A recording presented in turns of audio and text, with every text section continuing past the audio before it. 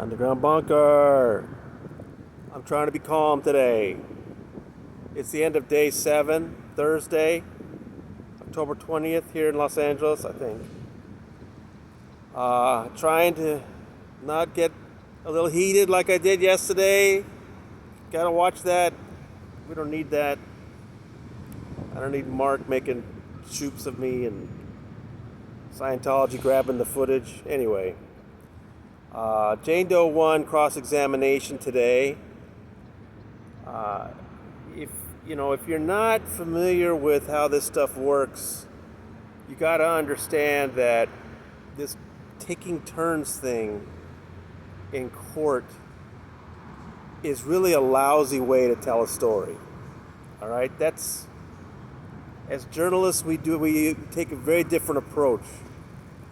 But in court, you're only getting part of the story, then you're getting a different part of the story, and then another part of the story. So it's important not to jump to conclusions.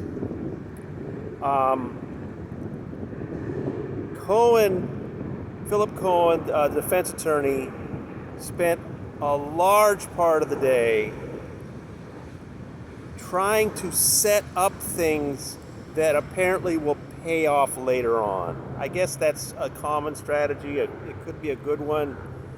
But what that meant was he was asking Jane Doe 1, you testified that, something happened. What did you tell this desk officer 18 years ago in 2004? Didn't you say something different? And over time, I think it started to come out that, you hear the idea that, you told the police something different back then. The police. You told the police. So the police is this monolithic thing. You tell the police this, you tell the police that. But you could tell from some of her responses that it wasn't that simple, she walked into the Hollywood Wilcox station. It was a desk officer, not a detective, who according to her testimony didn't really know what he was doing, hadn't taken a report before, didn't even understand she was speaking English. I have a feeling we're going to be hearing a lot more about that officer later from Mueller, but she did admit, she didn't mention the gun in or she says she did mention the gun, but if it's not in the report, that's the LAPD's issue, and that's something I think we're going to hear more about later. So, look, I was just trying to give you each and every response I possibly could. I'm going as fast as I can. I'm sometimes truncating these things just to give you the essence. I can't, I'm not the court reporter. I can't go that fast. But I think I got I give you a good sense of how things went down in court. And there was one, I mentioned on day 1 of testimony that Mueller really ran into the buzzsaw with Judge Olmedo. Today it was Philip Cohen. Wow, was she hot. I mean, sometimes she'll let the jury go a little bit early so she can kind of let them have it. But this time, she pulled the jury, let them go a little bit early before a break, right? But this time, she pulled the jury out when there was no break. She just said, get out. Well, she didn't say get out, but ladies and gentlemen, please leave the room. As soon as they left the room, she let him have it. I think what he had done at that point was, in California law, with sexual assault victims, you can't bring up their past sexual history. You can't bring up the kind of things they wear. I could tell Judge Olmedo was personally really pissed off when Cohen asked Jane Doe 1 if that night that she went to Masterson's house in 2003, when she says she hadn't had any alcohol, is it true that she peed in the street? Well, I have a feeling a male judge may have just allowed that. Seems a legitimate question to me. She let him have it. She was saying, women can need to pee after they drink water. Whew. I mean, not those exact words, don't quote me, but that was the impact of what she was saying, that she was really unhappy that he said that. The sun just went down over there and I've lost my light. But we'll keep going here. Maybe I can shift a little bit and get a little bit better light on the situation. Anyway, we're live, people. It's, I'm just sitting here in a field with a phone, talking to a phone. I feel like an idiot. Okay, that was an interesting moment. Now, at the lunch break, it's hard for me to judge. I'm just trying to give you the notes. At the lunch break, I decided to talk to another journalist. This person's very experienced. They've covered all the big trials here in LA, all the celebrity stuff. And this journalist is a lawyer. And I said, can you give me some indication how you think things are going?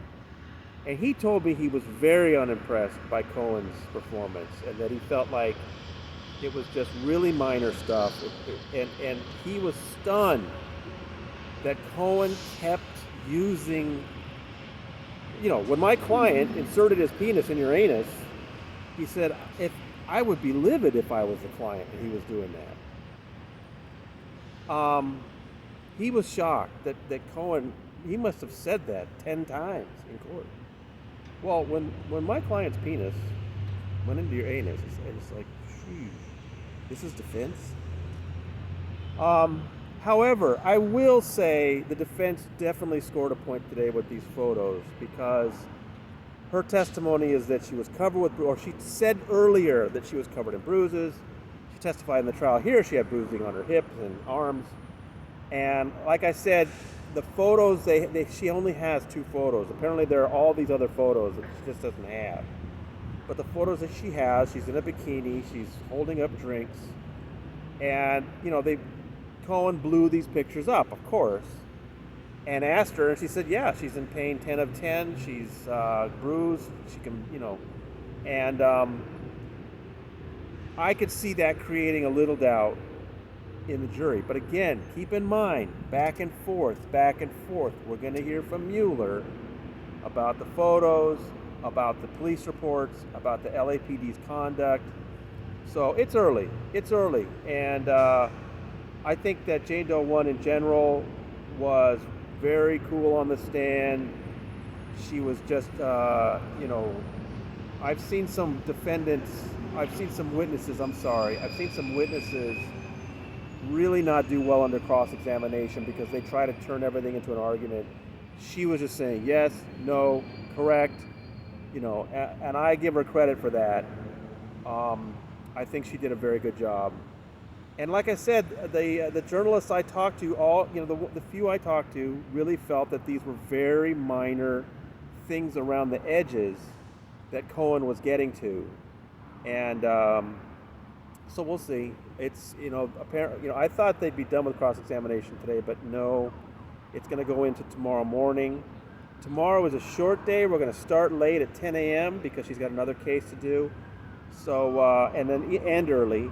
So I'll have fewer reports for you tomorrow, but I'm still going to be on it. And I think that's the most important things today.